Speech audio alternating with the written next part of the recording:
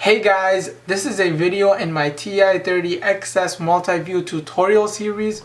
In this video, I'm going to demonstrate how to find any root of a number or the nth root of a number on the TI-30XS Multiview.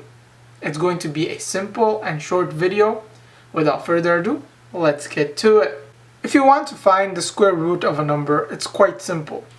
Just press second and the x squared button, and whatever number you're trying to find the square root of, type that inside the radical. So let's find the square root of 64. So just type in 64 inside the radical. So the entry looks like this. Just arrow right and press enter. And we get the answer of the square root of 64. One quick feature to note with the square root option is that if you try to find the square root of a number that is not a perfect square, the calculator returns the answer in a simplified radical form. For example, let's try to find the square root of 12. So press second, x squared, and inside type in 12. So just arrow right and press enter. And notice that we get the answer as a simplified radical. Now, if you wanted to view the answer as a decimal, all you need to do is press the toggle button and the answer will be displayed as a decimal. Next, let's say you want to find the fourth root of 256. You'll need to use the radical with the variable index, which is above the caret key. Since 4 is the index of the radical, and when we're looking for the fourth root, type in 4 first. So I'm going to type in 4, and afterwards I'm going to press second and the caret key, and notice that 4 appears as the index of the radical. Next, I'm just going to type in 256 inside the radical, so 256, and then just arrow right and press enter. So we get the answer of the fourth root of 256.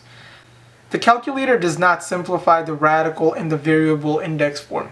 For example, if I try to find the fourth root of 32, so I'm going to type in 4 and then second caret key, and then type in 32. So the entry looks like this, and then press enter. Notice that I get a decimal answer, and pressing the toggle button makes no difference. Another quick note, if you do not type in the index before pressing second and the caret key, the index by default is the last stored answer. So if I just type in second and the caret key now, by default the radical is the previously stored answer. So all I need to do if I want to change that is arrow left until the cursor is blinking on the answer, and then I can just type in, for example, 4, and then I can just arrow right again and type in whatever I need to type in on the inside, so like 256.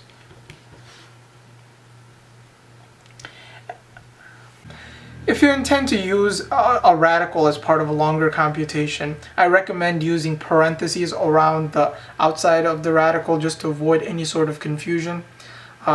Once you open a parentheses and then you press second and the caret key, notice that the index is not the previously stored answer anymore. You can type in the index. So I'll type in 3, and I'm going to arrow right.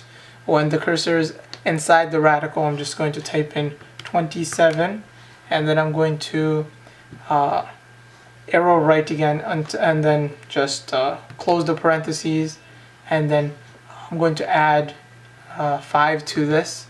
So the entry looks like this, and then I'm just going to press enter, and there it is.